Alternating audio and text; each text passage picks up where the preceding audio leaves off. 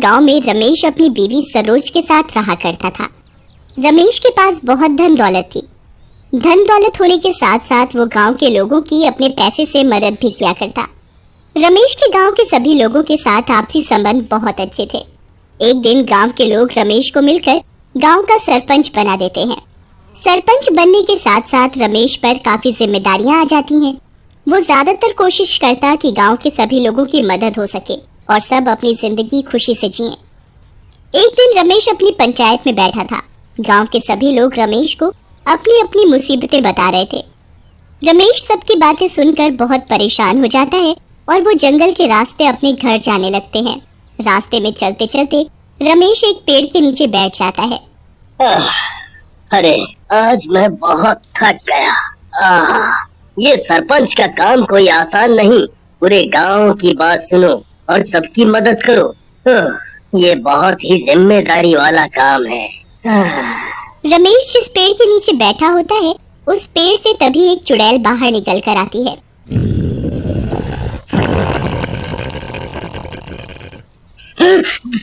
चुड़ैल, अरे अरे मुझे बचाओ, मुझे बचाओ, कोई मुझे बचाओ। रमेश चुड़ैल को देखकर भागने लगता है। आई मम्मी बचा लो, अरे मर गया रे, भागो रे। चुड़ैल रमेश का पीछा करते रमेश के आगे जाकर खड़ी हो जाती है। अरे अरे मैंने कुछ नहीं किया। मैं तो अपने गांव वालों की सहायता करता हूँ। तुम डरो मत, तुम मुझसे बचकर आप कहीं नहीं जा सकोगे। अरे मत करो मेरे साथ ऐसा, ऐसा मत करो मेरे साथ। मुझे जाने दो। रमेश चुड़ैल के आगे बहुत गिड़गिड़ाने लगता है। अरे तुम मुझसे डरो मत। एक समय पहले मैं भी इसी गांव की निवासी थी, लेकिन मरने के कारण मैं चुड़ैल बन गई। तभी से मैं इस पेड़ पर रहने लगी। लेकिन जैसे तुम मुझे देखकर डर रहे हो, वैसे ही सब तुम्हें देखकर भी डरा करेंगे। मैं तुम्हें अपने जैसा बना दूंगी।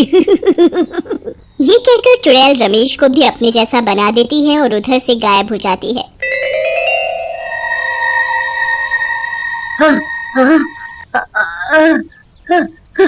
अरे अरे ये क्या हो गया मेरे शरीर को? मैं भी उस चुड़ैल की तरह भयानक दिख रहा हूँ।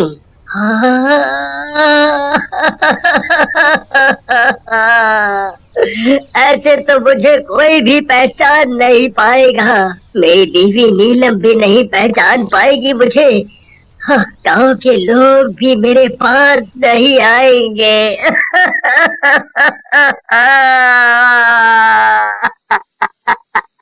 ये क्या हो गया मेरे साथ? रमेश अपनी हालत देखकर बहुत जोर जोर से रोने लगता है और साथ ही वो गांव से बहुत दूर ही जंगल में रहने लगता है।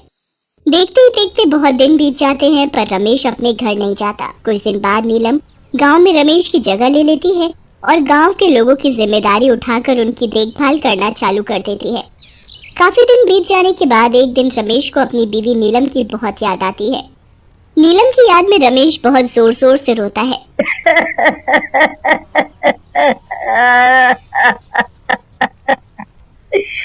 नीलम,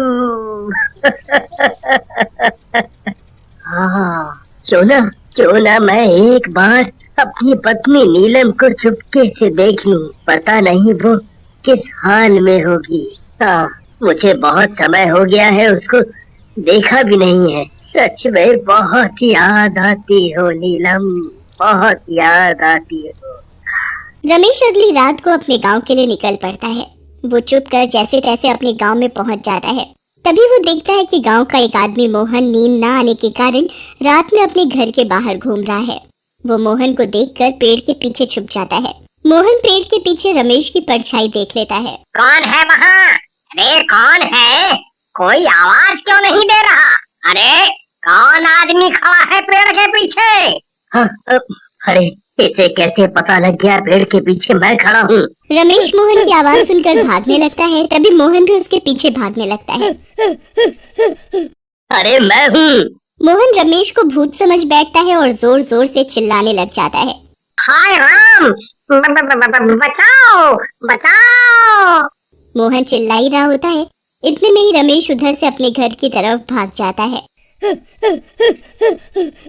अरे भूत भूत भूत है इधर, हमारे गांव में भूत है। पेड़ के पीछे भूत था, पेड़ के पीछे। मोहन की बात सुनकर सभी गांववासी नींद से जब उठते हैं।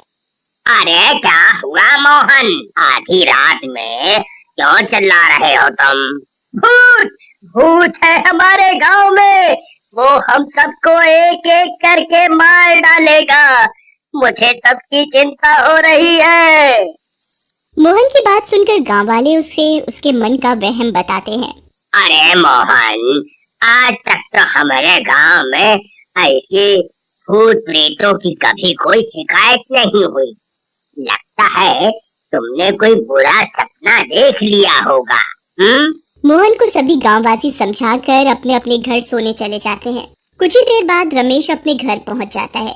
नीलम उधर सो रही होती है। वो उधर नीलम को देखकर बहुत जोर जोर से रोने लगता है।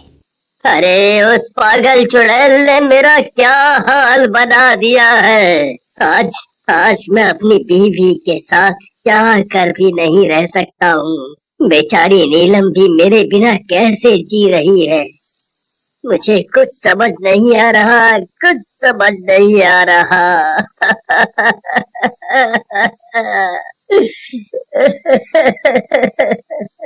रमेश नीलम को देखकर रो रहा होता है। तभी नीलम को नींद में कुछ महसूस होता है। नीलम नींद से जाग उठती है। अरे मुझे ऐसा क्यों लग रहा है कि घर के अंदर कोई है। मुझे अभी ऐसा महसूस हुआ कि कोई आदमी है मेरे घर के अंदर। रमेश नीलम को देखकर दरवाजे के पीछे छिप जाता है।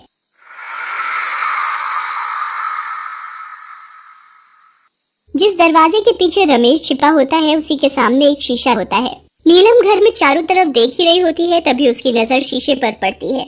उस शीशे में रमेश दिखाई देता है। नीलम रमेश का चेहरा देख बहुत खुशी से चिल्लाती है। अरे रमेश, तुम आ गए, कहाँ चले गए थे तुम? अरे नीलम ने मुझे कैसे पहचान लिया? रमेश दरवाजे के पीछे से निकल कर आता है और सारी कहानी अपनी पत्नी नीलम को सच सच बताता है। तुम चिंता मत करो रमेश, मेरे पास इसका भी इलाज है।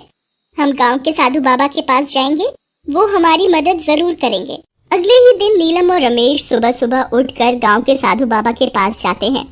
रमेश और नीलम वहां जाकर सारी घटना बताते हैं। बाबा रमेश को अपने पास बिठाता है और उसके माथे पर एक भभूति लगाता है और साथ ही वो बहुत जोर जोर से मंत्र जाप करने लगता है। मंत्र जाप करते करते साधु के आगे चुड़ैल प्रकट हो जाती है, जिसने उसे अपने जैसा बनाया था।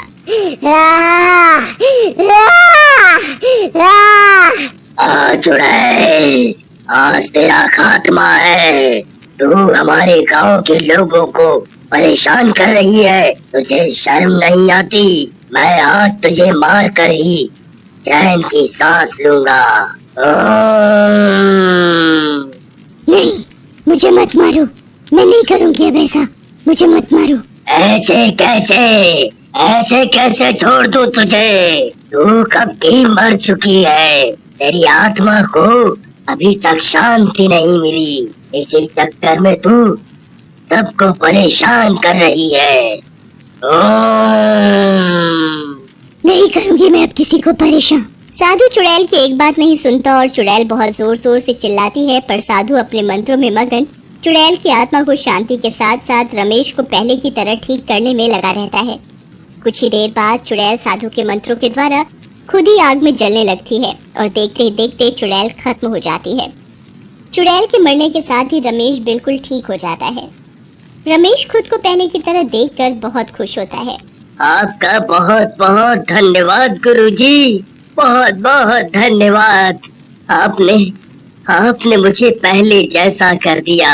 आपने तो मुझे नया जीवन ही दे दिया है। बिल्कुल, मैं तो सारी उम्मीदें ही छोड़ बैठा था कि मैं पहले जैसा ठीक हो पाऊंगा। आपका बहुत बहुत धन्यवाद गुरुदेव, बहुत बहुत धन्यवाद। धन्यवाद करने की कोई जरूरत नहीं।